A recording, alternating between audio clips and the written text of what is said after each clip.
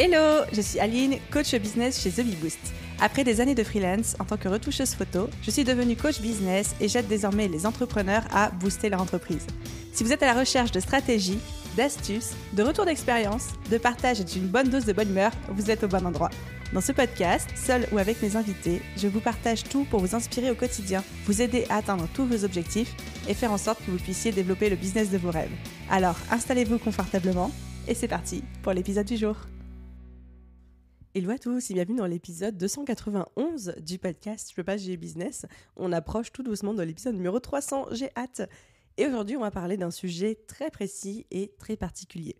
On le sait, quand on est entrepreneur, freelance, indépendant, souvent, bien plus que nécessaire, on se retrouve très seul devant l'administration, que ce soit pour trouver un logement. C'est très dur quand on est indépendant, même si bien sûr ça se démocratise de plus en plus. Trouver une mutuelle, une assurance, savoir quoi faire en cas de maladie, etc. Même si en termes d'assurance maladie, les vieux de la vieille comme moi connaissent et ont connu le RSI, et c'est quand même bien mieux depuis que le RSI a disparu. Mais bref, souvent on est très seul devant l'administration et on ne sait pas vraiment où aller chercher les informations, on se trouve très mal renseigné. Parce que de mon expérience personnelle et de celle de mon réseau, soit on se retrouve mal considéré ou mal accompagné sous prétexte qu'on est indépendant et qu'on est des cas, entre guillemets, de figures un peu exceptionnelles, soit il existe des aides et des solutions, mais bien souvent personne ne nous en parle et donc nous-mêmes on ne le sait pas. Et c'est un peu aujourd'hui l'objectif de cet épisode de podcast aussi. Et en fait, je me suis toujours posé la question, déjà par pure curiosité, mais aussi parce que j'ai beaucoup de personnes autour de moi, que ce soit des collaboratrices, des amis, etc., qui tombent enceintes, etc. Et je me suis toujours dit, du coup, en termes de congé maternité, congé paternité, élever un enfant quand on est freelance, quand on est indépendant, comment ça se passe en termes d'assurance maladie, etc. Et administrativement, techniquement parlant, comment je fais pour me préparer à fonder une famille. Quand je suis entrepreneur, est-ce qu'il existe des aides? À combien de semaines de congé mat j'ai le droit? Est-ce que déjà j'y ai le droit ou pas?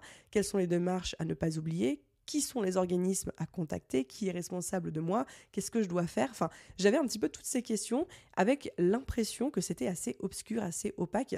Et j'entends autour de moi des entrepreneuses qui me disent « là, je suis maman, mais je peux prendre que 3 semaines de congé mat parce que j'ai pas la trésor pour faire plus. » Et moi, dans ma tête, je me suis dit « Mais attends, comment ça, tu peux pas prendre plus? Il n'y a pas un congé maternité de 6 semaines ou autre qui pourrait être à ta disposition comme pour une salariée, par exemple. » Du coup, j'ai eu envie de faire un épisode très terre-à-terre pour répondre à toutes ces questions et surtout un épisode qui soit un épisode friendly, même pour les phobiques administratifs, parce que je sais qu'il y en a parmi vous.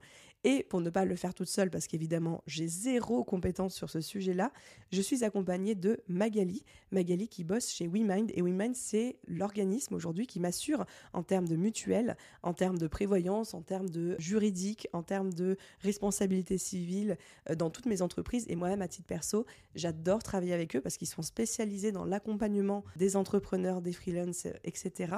Et surtout, depuis à peu près 1 an, ils ont pris à bras-le-corps cette problématique de devenir parent quand on est indépendant pour vulgariser et démocratiser les aides qui existent et surtout aider et accompagner non seulement leurs clients, mais aussi bien au-delà de ça, les entrepreneurs dans ces périodes de transition de vie. Donc voilà pourquoi aujourd'hui je suis accompagnée de Magali de WeMind. Elle a répondu à toutes mes questions, elle l'a fait de manière tellement claire, tellement précise que ça m'a semblé presque simple.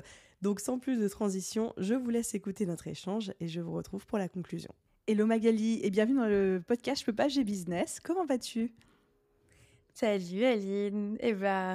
Écoute, merci de me recevoir. Je suis hyper heureuse d'enregistrer avec toi et je vais très bien. C'est une bonne rentrée qui se profile. On a plein de choses à faire. C'est toujours un timing assez sympa la rentrée. Plein de projets. Je suis d'accord, c'est plein de projets, c'est une nouvelle effervescence aussi, une nouvelle, comme un peu une remontée d'énergie. Moi, je dis souvent que la rentrée, c'est un peu le 2e janvier de l'année. Donc, je vois que c'est pareil aussi de ton côté, puis de votre côté avec WeMind. Alors, pour remettre un petit peu le contexte pour les auditeurs, et après, tu pourras te présenter plus en détail. On s'est rencontrés, toi et moi, parce qu'en fait, on travaille ensemble directement et indirectement en même temps depuis plusieurs années, puisque tu travailles pour WeMind. Et WeMind, c'est mon assurance, ma mutuelle, ma juridique, enfin un peu l'organisme qui assure The Bee Boost et mes autres entreprises et qui m'assure aussi à titre personnel. Vous êtes spécialisé dans les indépendants et les toutes petites entreprises. Et en fait, vous êtes des néo-assureurs. Je pourrais le présenter de cette manière-là avec un excellent service client. Et moi, j'adore travailler avec vous. Je vous recommande à tout le monde. Et c'est vrai qu'en échangeant, toi et moi, parce que c'est toi qui t'occupes de mon compte, en fait, depuis le début, on s'est dit qu'il y avait des belles choses à faire ensemble. D'autant plus qu'il y a le projet Un des parents dont tu vas nous parler juste après, qui se met en place côté WeMind. Donc, je suis très heureuse de pouvoir ajouter une nouvelle facette à notre collaboration ensemble et puis d'avoir cet échange privilégié avec toi. Donc, merci d'être là. Avec grand plaisir. Moi aussi, je suis contente. C'est vrai qu'on se l'est dit plusieurs fois et là que les choses se concrétisent, c'est top. Donc, ravie aussi d'être là. Parfait. Du coup, pour commencer, est-ce que tu pourrais te présenter déjà toi à titre personnel et nous présenter aussi WeMind? Bien sûr. Alors, moi, je m'appelle Magali et je travaille en fait chez WeMind depuis près de 4 ans. Et je dirais ma principale mission chez WeMind, c'est d'aider les indépendants à être bien protégés ou les entrepreneurs. Et je dirais que c'est plutôt le volet commercial et partenariat avec une petite partie marketing également. Et puis après, c'est vrai que tu l'as très bien présenté, donc WeMind, c'est en effet une néo-assurance. En fait, on regroupe une communauté d'indépendants et d'entrepreneurs autour de la protection sociale. On fait en effet la mutuelle. On parle également de maintien de revenus. Alors, si vous m'entendez d'ailleurs, je fais un petit disclaimer, mais sur le marché, ça s'appelle souvent la prévoyance. Et on parle de maintien de revenus juste pour que ce soit un peu plus facile à comprendre et qu'on sache direct de quoi on parle. Et de toute la partie RC Pro, donc c'est la fameuse partie juridique qui s'appelle comme ça. Et en fait, si tu veux, moi j'aime bien résumer ça parce que c'était la mission initiale quand WeMind a été créé en 2015. L'objectif de WeMind, c'était de permettre aux entrepreneurs, aux indépendants, quand on se lance et au début, même après hein, d'ailleurs, mais d'avoir les mêmes avantages que si on était salarié d'un grand groupe en fait. Voilà. Ah, ça c'est beau. Et vraiment, encore une fois, je le dis, et il n'y a pas de partenariat commercial ou de rémunération derrière cet épisode de podcast. Je tiens à le souligner parce que je n'interviewe sur le podcast que des personnes que j'aime, que des solutions et des produits que je respecte. J'ai reçu Oksha aussi, que j'aime beaucoup déjà dans ce cadre-là. Vraiment, moi, ce que j'adore chez vous, c'est la simplicité de la mise en place. C'est vraiment comme les néobanques, les néo-assurances. Enfin, tout est simple, tout est manageable depuis notre espace client et c'est vraiment bien, pas avoir besoin de prendre un rendez-vous en une agence pour avoir un conseiller qui essaie de nous survendre des trucs, etc. Et surtout le service client que vous avez dans l'accompagnement, la rapidité de réponse aux questions, l'empathie, la bienveillance quand il y a un problème de santé ou un frais à se faire rembourser, on ne comprend pas trop comment ça fonctionne. Enfin, je vous trouve vraiment top. Donc, s'il y a parmi les auditeurs des personnes qui cherchent une assurance, une mutuelle, une RC Pro, une juridique, un truc comme ça, WeMind, franchement, au top. Recommande 5 sur 5. C'est notre meilleur prescripteur. Merci beaucoup. Je suis une cliente satisfaite tout simplement. Ouais, c'est hyper sympa. Et pourtant, je peux être très critique sur ces trucs-là. Et même, je vois avec le rachat de Postadem, etc., il y a eu beaucoup de changements. Et tu as vraiment été là avec moi de A à Z.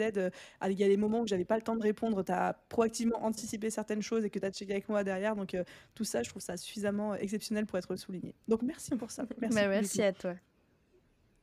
Du coup, Magali, aujourd'hui, on est réunis pour parler d'un aspect, d'un volet sur la protection des indépendants et plutôt des indépendantes, sauf exception qui confirme la règle. Et on va parler aujourd'hui de tout ce qui est devenir parent quand on est entrepreneur et avec un focus particulier, parce que c'est la question que je reçois beaucoup, sur le congé maternité. Ce qui a, on va dire, motivé de mon côté cet épisode, c'est que j'ai plusieurs copines qui sont tombées enceintes récemment. Alors, je rassure les auditeurs, il n'y a pas de message caché avec ce podcast. Je ne suis pas enceinte du tout. Il n'y a pas de projet d'enfant non plus de mon côté pour l'instant. Mais c'est une demande que j'ai beaucoup reçue de dire en fait, je tombe enceinte et je me retrouve dans un espèce de flou administratif. Je ne sais pas à qui m'adresser. Je ne sais pas si j'ai le droit à un congé mat. Je ne sais pas dans quel mesure j'ai le droit, je ne sais pas combien, je ne sais pas à qui faire la demande. Et j'ai vu même des personnes dans mes équipes qui tombaient enceintes et qui me disaient je prends seulement 3 semaines de congé mat parce que je ne peux pas me permettre plus. Et moi, dans ma tête, je me disais mais attends, il n'y a pas quelque chose qui est là pour un maintien de revenus pendant le congé mat? Comment ça se passe? Comment ça se fait que parce qu'elle n'a pas mis suffisamment de côté, elle ne peut pas prendre plus que 3 semaines de congé mat? Et il y a un truc qui m'a un peu révoltée et plus une incompréhension. Et je me suis dit, j'ai besoin de réponses déjà pour mieux accompagner mon équipe et mes équipes maintenant, et puis même pour transmettre à tous les indépendants qui pourraient être potentiellement un peu perdus par rapport à ça. Et donc j'ai plein de questions très administratives, logistiques à te poser. Est-ce que tu es prête? Et oui, c'est parti, on est là pour ça. Trop bien. Donc en préparant cet épisode, je me suis un peu mis dans la position d'une entrepreneur qui découvre qu'elle vient de tomber enceinte. C'est son premier enfant. Elle ne sait pas du tout comment ça se passe, la compatibilité entre l'entrepreneuriat, le fait d'être indépendant et le fait d'être une future maman, etc. On sait que quand on est salarié, ben, on a le droit à un congé maternité, c'est très réglementé, très cadré en termes de revenus, en termes de durée, etc. Par contre, quand on est indépendant, des fois, on sait déjà de base qu'on est un peu seul devant l'administratif, mais encore plus là-dessus. Donc, Magali, je viens d'apprendre que je suis enceinte. Quelle est la première chose à anticiper sur le plan administratif? Est-ce que j'ai des deadlines à ne pas louper et avoir en tête? Quels sont les organismes de référence pour m'accompagner dans ma grossesse d'un point de vue administratif, logistique? Quels doivent être mes premiers réflexes?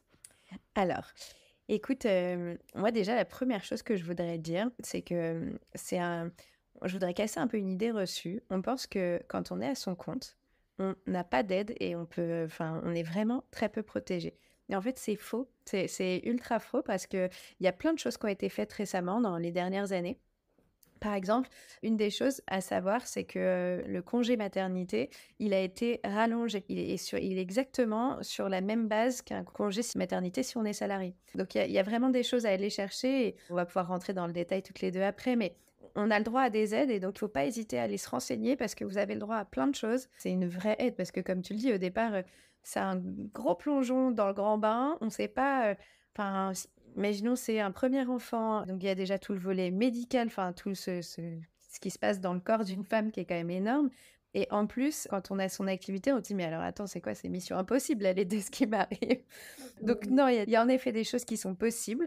La première des choses à faire, ce que tu me demandais, moi, je pense que c'est déjà d'aller voir un professionnel de santé et ça va servir à la fois sur le volet, je dirais, business que sur le volet perso. C'est ça qui est plutôt bien fait. C'est que le principal acteur, en fait, à qui on va s'adresser, c'est la sécurité sociale. Ça va être vraiment le déclencheur de tout. La première des étapes, c'est d'aller prendre rendez-vous, donc soit avec sa sage-femme, soit avec son médecin traitant ou son gynéco, en fait, la personne qui vous suit habituellement sur ces sujets. Et en fait, c'est cette personne qui va déclarer votre grossesse auprès de la Sécu. Et donc, en fait, le fait de déclarer la grossesse, alors, on a, ça aussi pour le dire quand même, c'est important, il y a 14 semaines de délai entre ce rendez-vous et le moment maximum où on peut déclarer la grossesse. Donc, il y a du temps quand même, hein. On n'est pas, il n'y a pas 5 jours, il y a 14 semaines, donc il y a plus de 3 mois pour pouvoir déclarer sa grossesse.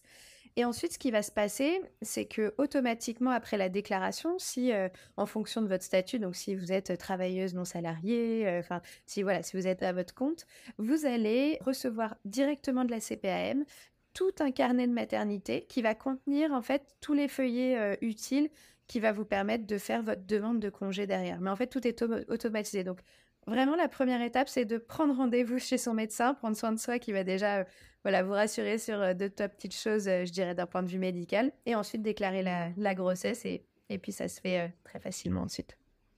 Donc la grossesse, c'est aux professionnels de santé, donc médecin, gynéco, sage-femme, Mhm. etc., de le faire.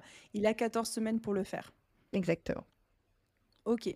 Et du coup, lorsqu'il le fait, après, je reçois chez moi ce fameux carnet de maternité de la CPM avec toutes les indications, toute la feuille de route à suivre. Exactement. Et derrière, il y a des petites étapes à faire, des choses à remplir. Enfin, il n'y a rien d'insurmontable. Enfin, c'est pas très, très compliqué derrière à remplir. D'accord. Et mettons que je mets un peu de temps à aller voir mon médecin. Je suis déjà enceinte peut-être de 3 mois, 4 mois, 5 mois, dans quelques rares cas qui pourraient se présenter. Est-ce que ça fonctionne quand même ou est-ce qu'il faut vraiment que ce soit dans les, je sais pas, 5 premières semaines de grossesse qu'il faut que ça arrive? Alors, on n'a pas de deadline. En fait, la deadline, elle est dès le premier rendez-vous avec le médecin. De toute façon, votre médecin va vous demander, en fait, est-ce que votre grossesse a été déclarée? C'est lui qui va le faire directement. Donc non, on peut apprendre une grossesse plus tardivement et en fait le déclarer après. Ce qu'il faut, c'est juste qu'à partir du moment où il y a eu ce rendez-vous avec le médecin, que ce soit fait derrière. Et donc la sécurité sociale reste mon organisme de référence. Et si j'ai des questions sur ma protection, sur un déroulé, si j'ai des interrogations sur ma situation, je peux les contacter. Ou est-ce qu'il faut qu'à un moment je contacte l'URSSAF parce que je suis indépendante? Non, la Sécu reste le principal acteur, le principal interlocuteur. Moi, j'ai passé de nombreuses heures sur les forums d'Amélie pour aller un peu éplucher. Il y a vraiment des médiateurs et des intervenants qui répondent directement aux questions. Donc, faut pas hésiter même à aller regarder parce qu'il y a plein de questions qui ont déjà été posées. On pourra en reparler après dans les petites conditions dans le détail, mais il y a plein de choses qui sont faites et sinon, allez directement auprès de la sécu et contacter la sécu en décrivant votre, situation si vous avez une question et ça sera les plus à même à répondre, voilà. Donc c'est très bien que tu cites Amélie, parce qu'en fait aujourd'hui toutes les communications se passent via le site Amélie. Donc si votre compte n'est pas créé, créez-le et essayez de privilégier les questions via ce moyen-là, VS des coups de téléphone ou des choses comme ça. C'est toujours bien, en plus même d'avoir un historique, une trace écrite. Et c'est bien de souligner qu'ils ont aussi un forum avec beaucoup de questions et des réponses qui ont été adressées par des intervenants professionnels. Parce que du coup, moi je ne savais pas. J'aurais pas pensé à aller checker par là-bas, par exemple. Bah, écoute, j'étais assez, étonnamment surprise parce qu'il y a vraiment, voilà, c'est un forum qui est ouvert, hein, et du coup, il y a plein de sujets que d'autres personnes ont déjà rencontrés forcément et on peut trouver pas mal de réponses et il y a pas mal de choses. Ça, je trouve que c'est vraiment l'image de la France ces dernières années, c'est qu'il y a plein de trucs trop bien qui se mettent en place et vraiment ça c'est génial, sauf que personne ne le dit, qu'il n'y a pas le marketing derrière et la communication qui permet de faire connaître ça au grand public. C'est ça, c'est qu'il y a des belles initiatives, maintenant faut les faire un peu connaître et il y a tout le deuxième volet encore à améliorer. Et du coup, c'est une transition parfaite pour ma question d'après, qui est un petit peu la pierre d'angle aussi de cet épisode de podcast, qui est le congé maternité, parce que j'ai l'impression de ce que tu m'as dit en introduction qu'il y a beaucoup de choses qui sont possibles et qui sont prévues, sauf que moi, je sais, parce que pas plus tard qu'il y a quelques mois, j'étais confrontée à une maman qui me disait, comme je te disais, je suis entrepreneuse, je ne peux pas me permettre financièrement de prendre plus que 3 semaines de congé parce que j'ai pas assez d'argent de côté. Moi, je savais pas comment l'aider à cette époque-là. Et donc, tu me dis qu'apparemment, il y a des choses qui sont prévues par l'État et qu'on est autant protégé qu'une salariée.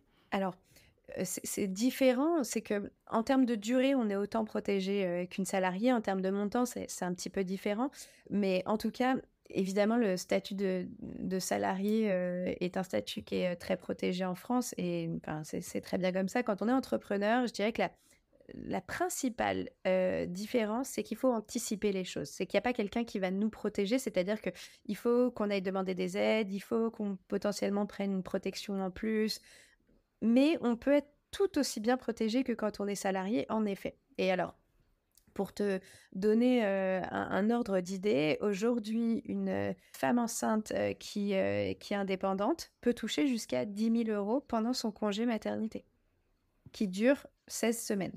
Donc, la grosse Ok. chose, c'est déjà la durée. Donc, en effet, la durée, c'est ce qu'on se disait, ça, c'est autant qu'un salarié, enfin qu'une salariée, ça va jusqu'à 16 semaines avec un minimum de 8 semaines.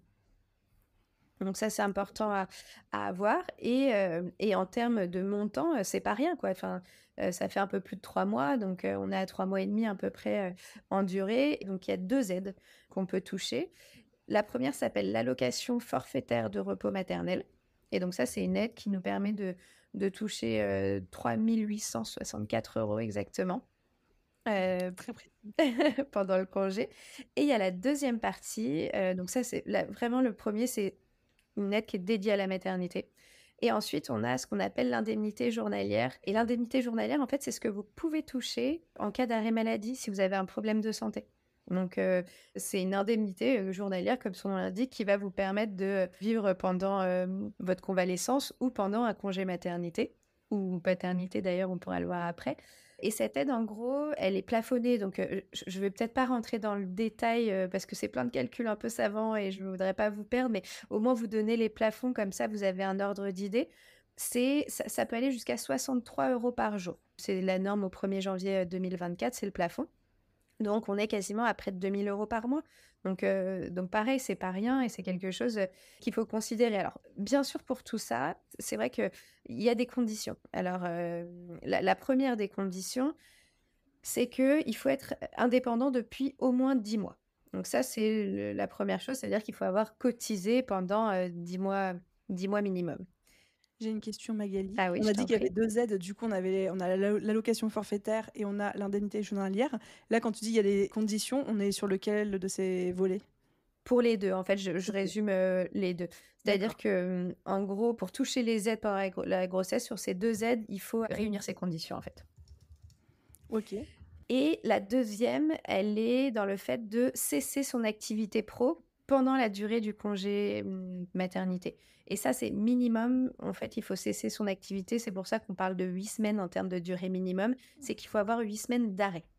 Alors là, pareil, je vais mettre un petite étoile où il faut faire attention, un petit warning. parce que j'ai appris ça il y a pas si longtemps en fait, et j'ai trouvé, enfin cette précision quand même, assez importante. En fait, cesser son activité professionnelle pendant 8 semaines ne veut pas dire ne pas facturer et ça fait toute la différence. Je dis n'importe quoi, demain vous avez un programme de formation en ligne, pensez à quelqu'un, un photographe par exemple, qui, aurait, des photos sur des banques d'images et ben, pendant que vous êtes en congé maternité, en fait, c'est pas un problème. Des photos peuvent être vendues pendant que vous êtes en congé. En fait, ce qu'il faut pas, c'est facturer votre temps pendant ces 8 semaines. C'est-à-dire qu'on peut pas, facturer de la prestation de temps homme, quoi, pendant ce moment-là. En fait, il faut prouver qu'on n'a pas littéralement travaillé, mais si on a quelque chose d'assez passif qui tourne, par exemple des encaissements de paiement plusieurs fois qui sont intervenus avant, ou Absolument. alors un business model, effectivement, c'est un très bon exemple où il y a des revenus qui peuvent se faire sans notre présence, notre investissement de temps, ça c'est OK. Exactement, ça, il y a aucun problème. Justement, sur ce forum Amélie, j'avais vu une personne qui avait décidé de sous-louer son bureau pendant elle avait un bureau et donc elle l'utilisait pas pendant 3 mois. Elle se dit: «Bah, enfin, c'est trop bête, moi j'ai une charge qui tourne». Elle le sous-louait. Bah, ça, c'est de la facturation, en fait, qui continue de courir et bah, c'est pas un problème. Mais du coup, j'ai l'impression que cet aspect de cesser son activité, ça reste quand même assez sujet à l'interprétation. Qui contrôle ça? Quels sont les problèmes qui peuvent survenir? Par exemple, je me projette moi dans cette situation-là. Je peux complètement arrêter de bosser sur The Bee Boost, mais j'ai quand même une équipe qui travaille pour moi. J'ai quand même des clients qui peuvent rentrer sur des problèmes en automatique. Qu'est-ce qui est OK? Qu'est-ce qui ne l'est pas?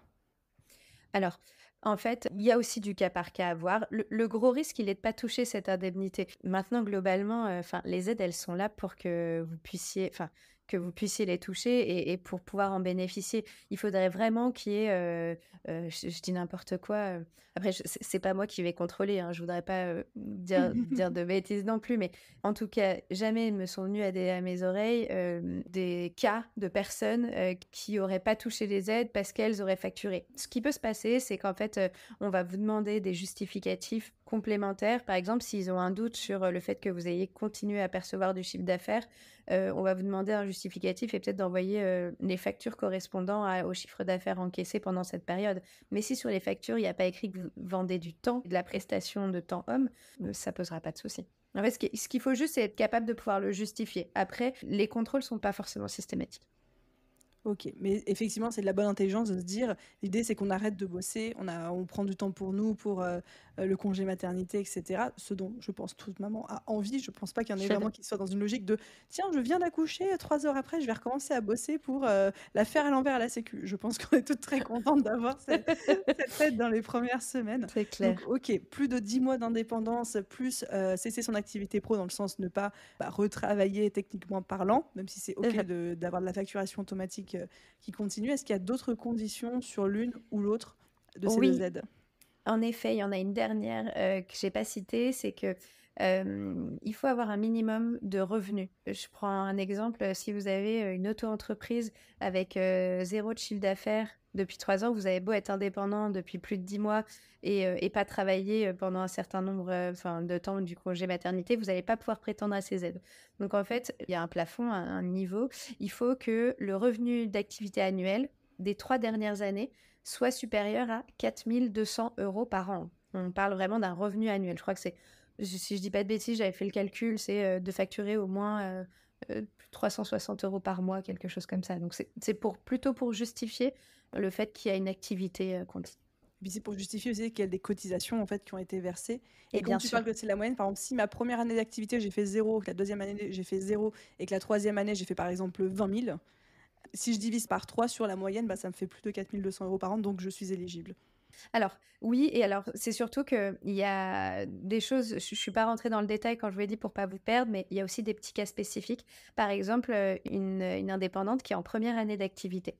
Comment ça se passe? Parce que bah, c'est vrai que là, on peut être affilié depuis plus de 10 mois, mais on n'a pas les fameux 3 chiffres d'affaires de plus de 4 200 € et ça peut être un vrai frein, en tout cas à la maternité au départ. Et ben, dans ce cas-là, ce que fait enfin, la sécu et les organismes, c'est qu'ils vont se baser sur les salaires que vous aviez auparavant D'accord, ou c'est la question que j'allais potentiellement poser après. Ouais. mais voilà. Donc, l'idée et ça a été revu, d'ailleurs pendant toute la période, la crise covid où il y a eu, des vrais soucis de facturation pendant ces moments-là et que sur forme de dérogation, on peut demander à ce que ce soit pas 3 ans, mais 1 an justement d'antériorité de chiffre d'affaires. Ok, donc si justifié, j'étais quoi. salariée, que je suis indépendante depuis seulement quelques mois ou voire un an, tout est pris en compte sur les 3 dernières années, que ce soit du côté de mes salaires ou du côté. Tout D'où à fait. l'importance d'avoir notre numéro de sécu sociale qui permet d'avoir le suivi de la Mmh. transition et de la totalité du Ouais, truc. hyper important. Très clair. Du coup, l'allocation forfaitaire de repos maternel, j'imagine que c'est la Sécu qui le gère. Les indemnités journalières de maintien de revenus, ça, c'est, je devine, plutôt du côté de l'assurance. Alors, pas que. En fait, les indemnités journalières, elles sont souvent versées par ce qu'on appelle le SSI, donc enfin, c'est la sécurité sociale des indépendants. Mhm. Donc c'est une branche, bien spécifique qui permet, de gérer, bah, justement ces indemnités journalières et une partie de la retraite d'ailleurs. Les, je dirais, entrepreneuses qui ont leur statut depuis plus longtemps, elles peuvent peut-être connaître la CIPAV, Oui. qui existe également. En fait, tout en gros, c'est qu'en 2019, à partir du 1er janvier, toutes les nouvelles structures qui sont créées sont raffiliées, à la SSI et les plus anciennes sont à la CIPAV. Mais c'est ces organismes-là, ouais. Ceux qui ont connu le RSI se souviennent du bordel que c'est. Je crois que rien que ce mot fait des frissons à certains, ouais. Ah là là, mais je me souviens, le RSI, pour ceux qui connaissent pas, c'était l'ancienne sécurité sociale des indépendants, avant que ça s'appelait le régime social des indépendants, qui avait été créé en même temps que la micro-entreprise, je crois, de mémoire. Et en fait, c'était avant, les indépendants n'étaient pas du tout à la Sécu, on était au RSI et c'était un bordel. Mais quand je dis un bordel, c'est que j'ai connu ça pendant mes premières années. C'était n'importe quoi. Et en fait, quand on a tous été rapatriés à la même sécurité sociale que tout le monde, ça a été un petit bordel aussi. Mais c'est quand même beaucoup plus fluide dessus et depuis, parce qu'avant, mais ne serait-ce que mettre à jour une carte vitale avant, c'était un parcours du combattant, quoi. Bref, Oui, en effet, j'ai refermant la connu parenthèse ça aussi. de la parenthèse dont on ne doit pas prononcer le nom, ça fait un petit peu ça. C'est ça. Ok, du coup, c'est la SSI, donc branche de la Sécu qui gère les indemnités journalières. Et du coup, quid des assurances? Parce qu'on a quand même une juridique, on a une mutuelle. C'est quoi le rôle de ces différents éléments quand on est Bien indépendant? sûr. Et quels sont bah, j'imagine aussi la deuxième branche de ma question, c'est si je veux maximiser mon congé maternité au maximum, qu'est-ce que je peux contracter comme assurance, comme aide, comme peut-être contrat facultatif supplémentaire, enfin voilà, comment j'anticipe le truc. Alors, cette partie, en fait, elle fait, c'est vraiment l'aspect, dont je parlais tout à l'heure sur le fait que on peut être tout aussi bien couvert, mais il faut anticiper quelques points. Et donc, le fait de prendre des assurances, complémentaires en fait partie. Pour la partie santé, il y en a 2. Il y a soit la mutuelle, qui va vraiment la mutuelle, elle est là pour, rembourser les frais, en fait, de santé, tous les soins. Je vais chez le médecin, je passe des examens médicaux, l'accouchement, l'hospitalisation et cetera. Et la deuxième partie, c'est la prévoyance. Et du coup, alors, ce il faut faire attention dans les formules, dans les 2 d'ailleurs, il peut y avoir des délais de carence. Donc déjà, attention, regardez, c'est le moment aussi, vous apprenez, que vous êtes enceinte, regardez un peu, épluchez vos garanties et il faut pas hésiter à faire un petit message à sa mutuelle et dire: «Bah, est-ce que, je suis bien prise en charge pour tel type de choses, tel type de soins?» Et il y a des mutuelles, c'est vrai que, chez WeMain, on est particulièrement, sensible à ces sujets-là et c'est aussi pour ça qu'on a pris un peu le sujet pour, faire connaître un peu plus, tout ce qui pouvait se passer pendant ce moment-là. Mais on a des primes de naissance, par exemple. Une prime de naissance, c'est des choses, des petites choses en plus qui sont des vrais coups de pouce au départ. Il va y avoir aussi, on a rajouté dans les garanties il n'y a pas très longtemps, tous les soins autour de l'allaitement, des soins de sage-femme qui sont pas forcément remboursés par la Sécu, tout un tas de choses. Il peut y avoir de l'acupuncture, par exemple, qui soulage pas mal de maux de grossesse. Il y a plein de petites choses en plus. Donc vraiment, je vous invite à aller demander à votre mutuelle et potentiellement regarder bah, si, il y a pas d'autres mutuelles qui seraient plus couvrantes. Des petites choses à faire attention, j'y pense, par exemple, si vous avez, envie d'avoir une chambre toute seule, le jour de votre accouchement, bah, c'est important aussi de regarder, la garantie là-dessus, de combien vous allez être pris en charge. Parce qu'on dit que, globalement, le prix d'une chambre, individuelle en France, hôpitaux, cliniques confondues, c'est entre 120 et 150 € la nuit. Mhm. Ça peut vite être, quand on passe 5 jours à la maternité, ça peut vite être une facture, hein. Ça peut vite être 500 € qui part, comme ça si on n'a que 20 € par exemple dans son forfait mutuel. Donc c'est bien de regarder tout ça, d'anticiper un peu, sur toutes les garanties, toutes ces garanties, qui couvrent les soins. Bien sûr, je ne l'ai pas précisé, mais tout ce qui est examen aussi de santé, parce que j'ai appris ça en travaillant sur cette opération, un des parents, et sur voilà, toute cette aventure. Une femme enceinte a des rendez-vous tous les mois. Donc là, d'un coup, si vous allez jamais chez le médecin, ça va changer, quoi. Il y a pas mal d'examens à faire, des prises de sang, des analyses urinaires, enfin des échographies. Globalement, tous les mois, vous avez au moins un truc à faire. Donc, c'est mieux si ces soins peuvent être remboursés parce que ça peut vite chiffrer. Et la deuxième partie, qui est hyper importante, et ça aussi, ça fait partie des choses à anticiper, c'est ce qu'on appelle la prévoyance. Donc, le fameux maintien de revenus, comme j'en parlais tout à l'heure. En fait, la prévoyance, c'est pas ce qui va vous couvrir pendant le congé maternité. Donc, ça aussi, important à savoir, c'est bien la Sécu qui donne les indemnités journalières. Mais par contre, la prévoyance, elle va être là si jamais vous avez un problème pendant la grossesse et que il arrive, vous avez peut-être déjà eu dans votre entourage des femmes qui ont des grossesses à risque, qui doivent être alitées plus tôt avant le congé maternité ou un risque pour le bébé. Et en fait, c'est ce qu'on appelle le congé pathologique de grossesse.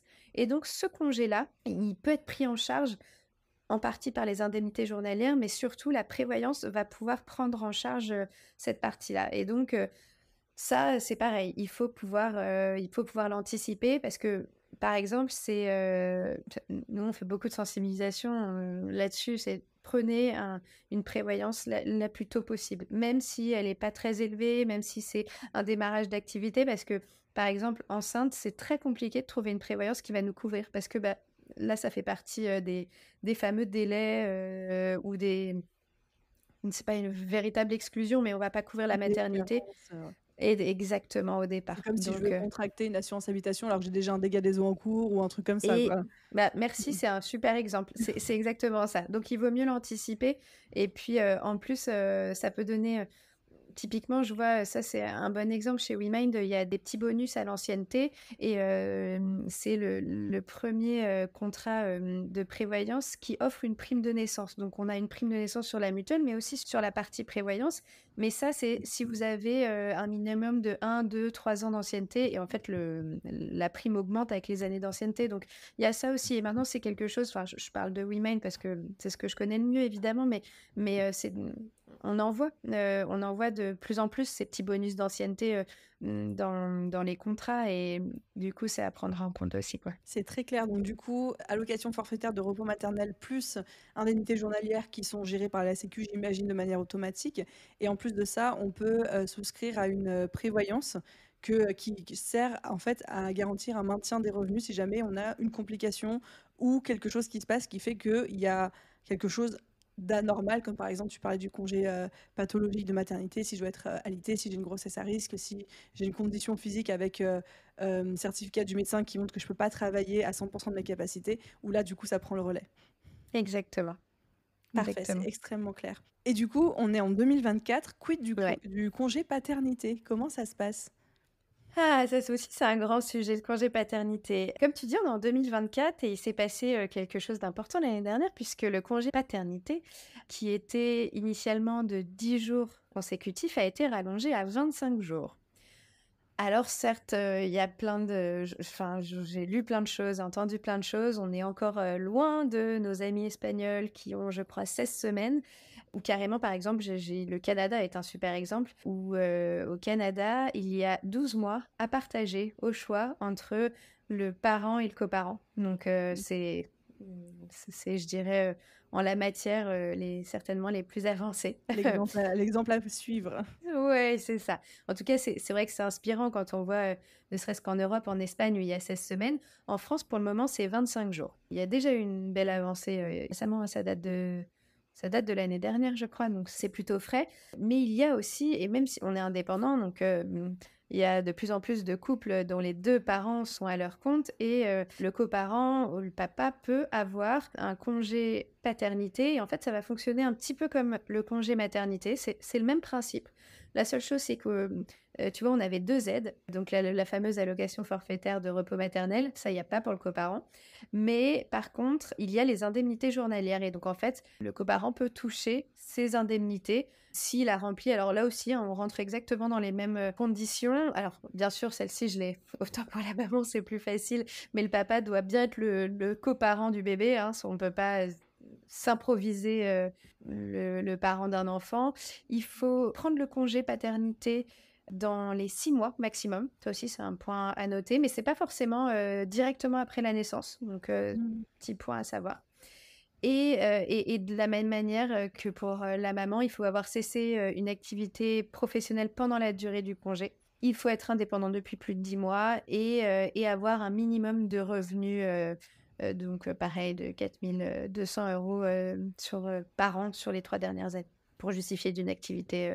Parfait. Bah, écoute, merci Magali, parce que c'est beaucoup plus clair. Tu as démystifié le congé Tant mieux. parental pour moi. Et je trouve ça bien ce qui a été mis en place. C'est rassurant de savoir que même en tant qu'indépendant, on peut prétendre à une couverture et une sécurité quasi identique à celle des salariés, pour peu qu'il y ait un petit peu plus d'anticipation de notre part. Ensuite, en termes plutôt d'organisation et de logistique, parce qu'avec WeMind, vous accompagnez beaucoup aussi les parents. Vous êtes à l'origine d'un projet qui est en train de se concrétiser parce que ça fait un moment qu'il existe, qui s'appelle Un des parents, et je veux bien que tu nous en parles juste après.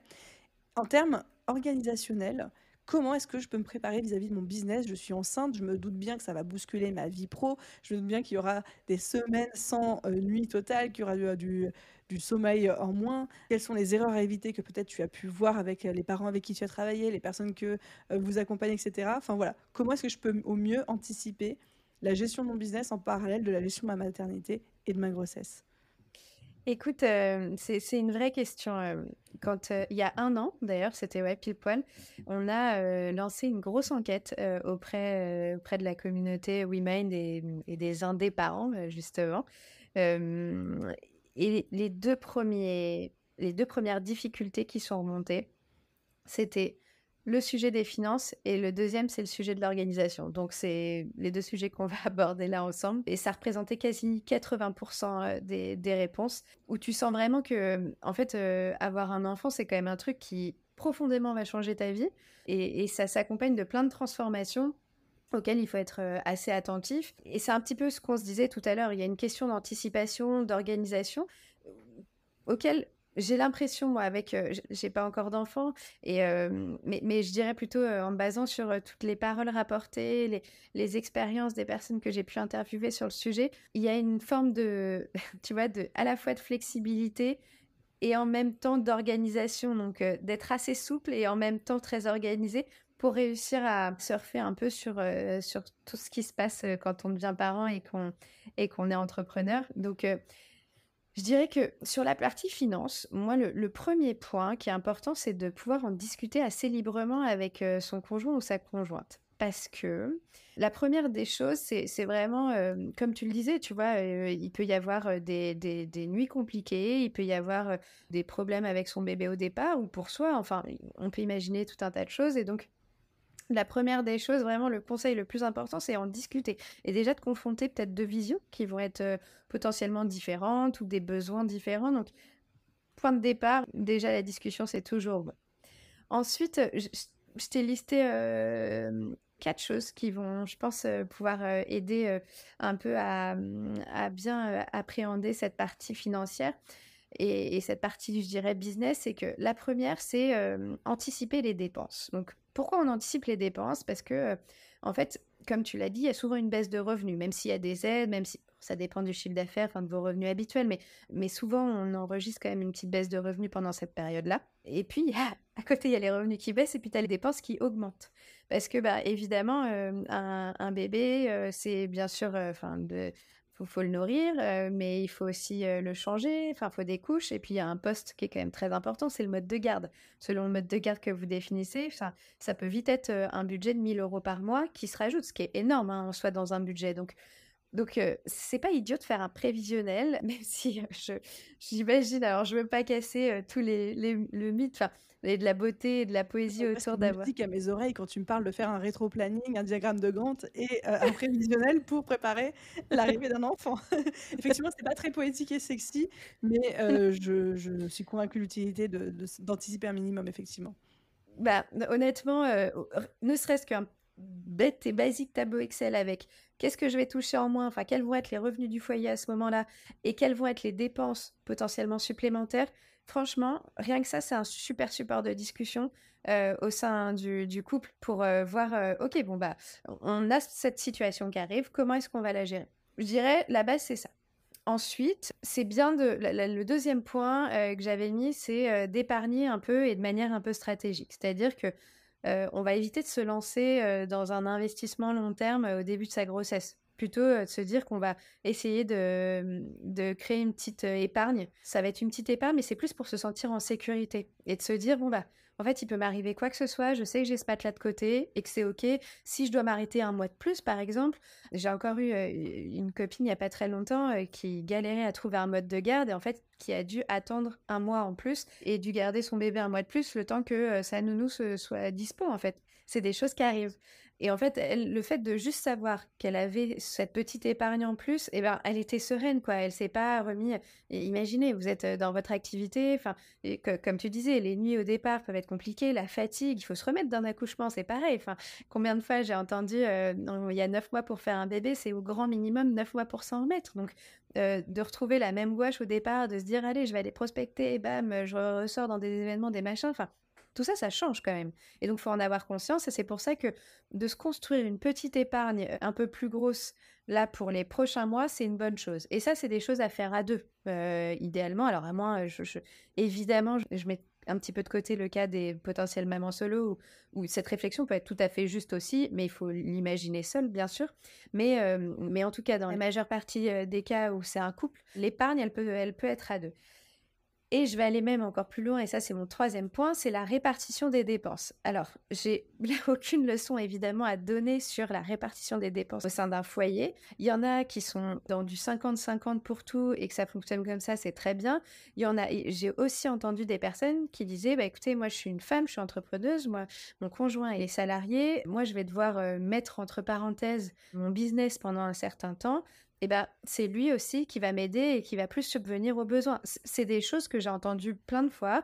Là aussi, j'ai pas de conseils plus l'un que plus l'autre, mais je vais revenir à mon tout premier point d'intro qui était discutez-en en fait. Juste pour être un petit peu aligné sur bah, comment je gère cette partie-là et au moins bah, on a les attentes et puis face à un budget, les chiffres parlent, hein.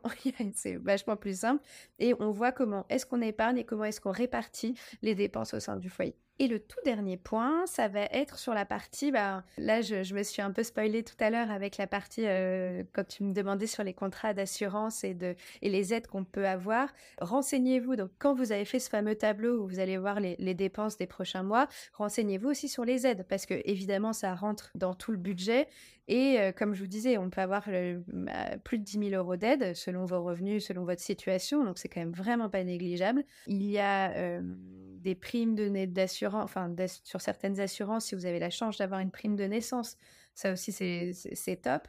Et aussi, si, ça c'est un petit truc que je voulais vous dire et je pense que ça peut être hyper pratique sur Amélie, toujours, hein, on y revient, mais il y a un simulateur d'indemnité journalière. C'est très simple, n'importe qui peut le faire pour savoir combien est-ce qu'on va avoir d'indemnité journalière. Et ça, franchement, le formulaire, je crois qu'il y a 3 questions, quelque chose comme ça, et ça vous dit bah, par jour combien vous toucherez. Donc au moins, Tu me ça donneras le permet. lien, comme ça je pourrais le mettre Ouais, directement dans la description de l'épisode de podcast. pas de souci, je vous donne ça. Trop Donc bien. voilà, donc tout ça, c'est vraiment pour essayer de quadriller un maximum et faire en sorte que on vive la grossesse, je dirais, de manière plus sereine possible, en tout cas sur l'aspect financier qui peut évidemment être un facteur de stress qui est... Puis on n'a pas envie de ça pendant cette période, quoi. On a envie plutôt d'être dans un petit cocon et d'être bien. Et du coup, si on a pu organiser cette partie-là, c'est beaucoup plus serein, quoi. J'aime bien que tu aies mis l'accent là-dessus parce que effectivement, c'est le genre de choses où parfois, parce qu'on n'a pas de connaissances sur le sujet, on pense que c'est compliqué ou par méconnaissance, on peut louper des informations et tout, et de pouvoir toujours anticiper, même si c'est pas sexy, que c'est pas ce qui fait le plus envie, et parfois aussi, malheureusement, de se préparer sur des cas de scénarios pas un peu, tu sais, les worst case scénarios, par exemple, bah, qu'est-ce que je fais si mon accouchement se passe moins bien que prévu, que je dois rester alitée 3 mois et que j'en mets 6 peut-être pour me remettre, etc. Et d'avoir à la fois tout prévu d'avance, plus un petit matelas de trésorerie, ça permet vraiment d'être serein pour l'arrivée de bébé, qui est déjà un sacré chamboulement en soi, on va pas se mentir, et de se dire, bah voilà, j'ai quand même des cas de figure où je suis un minimum préparée et je ne me repose pas que sur les aides que peut-être je toucherai, je ne sais pas combien exactement j'aurai, où là, ça peut vite devenir compliqué en fonction des cas. Donc, merci pour tout ça. Mais avec plaisir. Dernière petite question pour toi, Magali, après on aura fait un bon tour. En termes de plutôt mindset, état d'esprit, ça peut être très compliqué de concilier la vie de jeunes parents, la vie professionnelle. J'ai beaucoup de mamans entrepreneurs autour de moi qui me disent, mais moi mon business, c'était mon bébé avant d'en avoir un, qui culpabilisent de bosser quand c'est leur bébé, qui culpabilisent par rapport à leur business quand elles sont avec leur bébé de ne pas être en train de travailler. Et on a l'impression que quoi qu'on fasse, on a la culpabilité de ne pas faire l'autre versant de notre vie, de notre personnalité. Est-ce que tu as un conseil ou une chose à partager par rapport à ça? Alors, ouais, je dirais que j'en ai même 2 si je peux. Bien sûr, j'apprécie cette OK. générosité. J'ai découvert un truc, avec cette aventure Un des parents qui est assez folle. C'est que, finalement, quand tu entreprends, c'est une vraie source de liberté. Alors, il y a aussi tout son lot de responsabilités, on est évidemment, mais ça apporte aussi beaucoup de flexibilité dans sa vie. Et le fait de coupler à la fois la flexibilité que peut offrir l'entrepreneuriat et la flexibilité que nécessite la vie d'une jeune maman, d'un jeune parent, bah, en fait, c'est absolument génial parce que tu peux créer et façonner en fait ton quotidien comme toi tu l'entends et comme tu en as envie.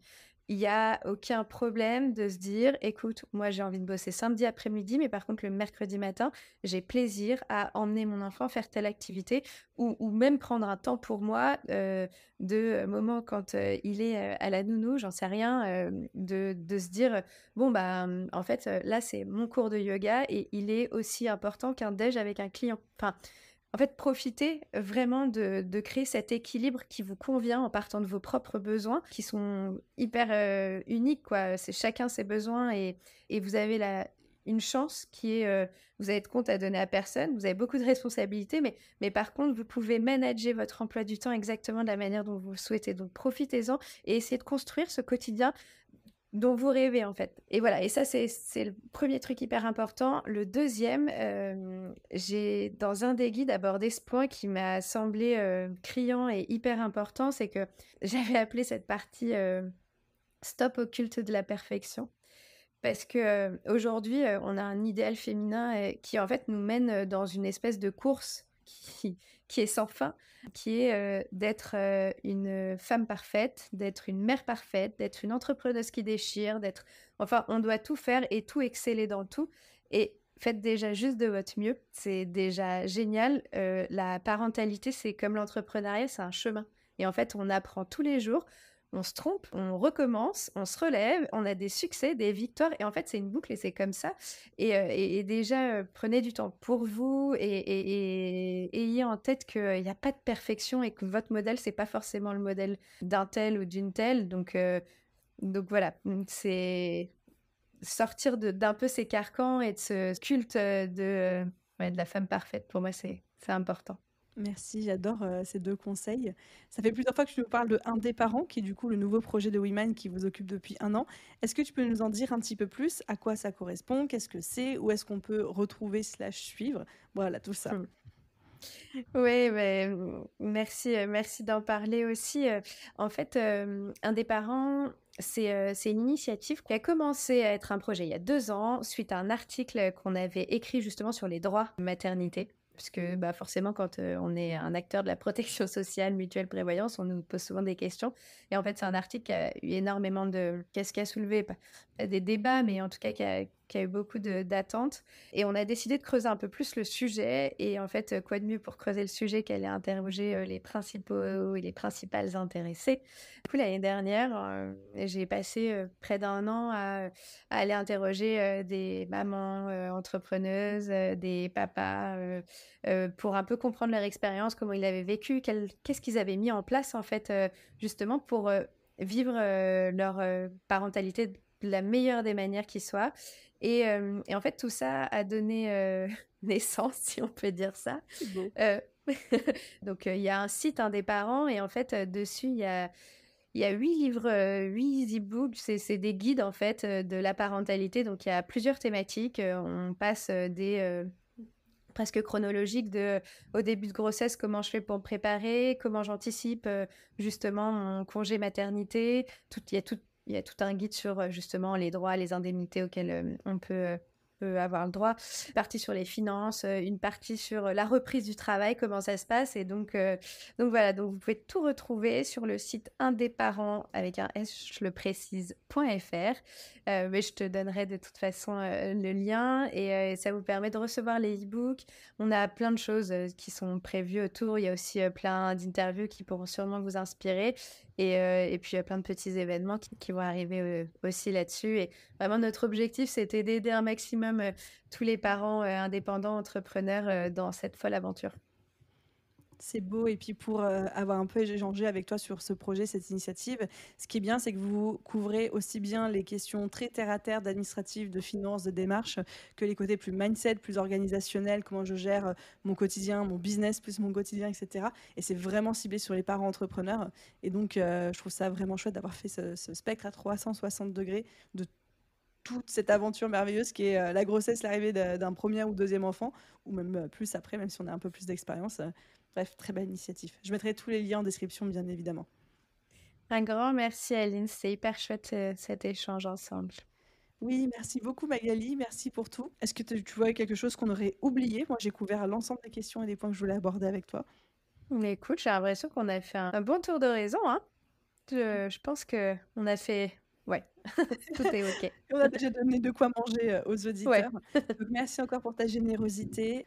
Et voilà, et puis encore une fois, tous les liens seront en description. Ouais, Je vais avec repartir plaisir. sur à quel point j'adore WeMind et je recommande, mais après, je me dis ça va être tout moche. Donc, c'est pour ça que je me suis pas Après, ils vont formulée croire dans mon que je tête. t'ai payé pour dire ça. Grave. Non, mais merci en tout cas, franchement, d'avoir des membres comme toi, pour nous, c'est un vrai bonheur. Donc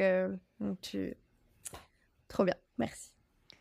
Eh ben, merci à toi. Et puis, si des personnes veulent te contacter pour réagir suite à cet épisode de podcast, c'est quoi le meilleur moyen de le faire? Est-ce que c'est via le site WeMind? Est-ce qu'il y a un autre moyen que tu aimerais mettre en avant? Via LinkedIn, vous pouvez me retrouver assez facilement, Magali avec un Y, et mon nom de famille, c'est Fréon, F-R-E-O-N.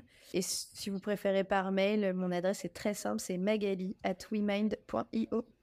Voilà. Je mettrai les deux en description aussi. Merci pour tout, Magali. Et puis, du coup, à très, très vite.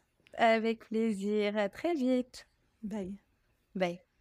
Et voilà les amis, j'espère que cet épisode vous a plu. Comme toujours, tous les liens qui ont été cités par Magali et moi pendant cet échange sont listés en description de cet épisode de podcast, y compris les simulateurs d'indemnité, etc.